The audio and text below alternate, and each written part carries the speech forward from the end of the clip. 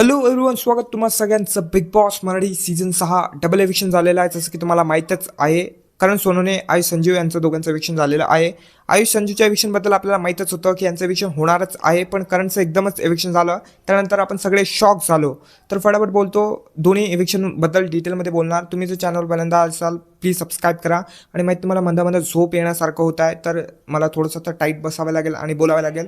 आयुष संजीवच्या एविक्शनबद्दल बोलायचं तर मला वाटते बिलकुल सही एविक्शन केलं बिग बॉसने, कारण आयुष यांना सर्वात जास्त कमी वोट होते पहिले तर, आणि हे बिग बॉसच्या घरात काहीच नाही करत होते. यांची तब्येत पण थोडी खराब होती, त्यामुळे यांना बिग बॉसच्या घराच्या बाहेर काढलं. ते चांगलं केलं नाही केलं ते मला नाही माहीत, पण काढलं.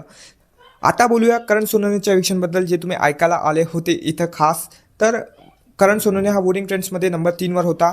मला असं वाटते करण सोनवणेचा प्रॉब्लेम काय झाला होता ना, करण सोनवणे खूप जास्त बिग बॉस बघून आला होता, मला असं वाटत आहे. आता आला आहे नाही आला आहे ते मला नाही माहीत, पण आला होता असं मला वाटत आहे. हिंदी बिग बॉस आणि मराठी बिग बॉस हे मिक्स झालं याच्या डोक्यात, आणि मग हा बिग बॉसच्या घरात आला. आणि त्यानंतर इथं थोडीशी प्रॉब्लेम झाली, याचा गेम वेगळाच आपल्याला दिसला. त्यामुळे याला बिग बॉसने काढलं असं मला वाटत आहे, कारण हा काहीच नाही करत होता.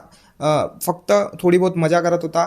सोनवणे वहिनी स्वतःच्या अंगात आणत होता. प्राजक्ता शुक्रेसोबत बसत होता, बस यासमोर त्याचा काहीच गेम नव्हता. आणि भाऊचे धक्के याच्यासोबत भाऊ बोलले तर हा एवढंच बोलत होता की मी माझा गेम दाखवणार भाऊ समोर.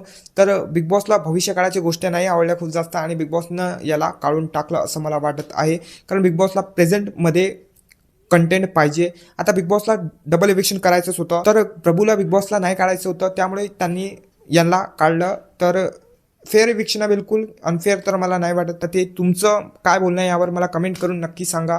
तुम्ही जर चॅनल पहिल्यांदा आलास तर प्लीज सबस्क्राईब करा. आणि ते लाईट माझ्या डायरेक्ट थोबड्यावर येत आहे, त्यामुळे मला थोडासा प्रॉब्लेम होत आहे. तरी जाऊ द्या, काही प्रॉब्लेमला मारतो मी धक्का.